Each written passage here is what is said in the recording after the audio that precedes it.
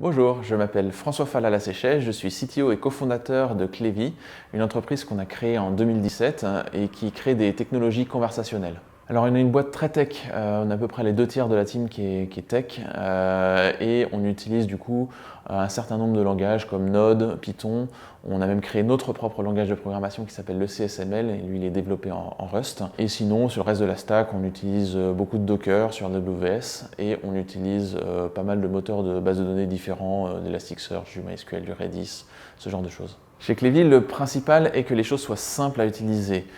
L'utilisateur final est très important pour nous et on a 2 types d'utilisateurs finaux. On va avoir le métier qui n'est pas du tout tech et à qui on va devoir donner des outils très faciles d'utilisation et pour ça, ça passe par, y compris que les couches de machine learning ou d'intelligence artificielle soient très simples, mais aussi l'UX pour le front soit parfaite.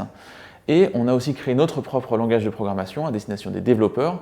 Et ça encore, le but du jeu quand on crée un langage de programmation, c'est de créer des couches d'abstraction qui rendent les choses très simples à utiliser. On est une startup d'une 20aine d'employés, donc on doit aller très très vite. Et du coup, on travaille sur des cycles courts, à peu près 2 semaines, des sprints d'à peu près 2 semaines, et naturellement, on est en méthode agile. À peu près la moitié de ce qu'on fait est en open source.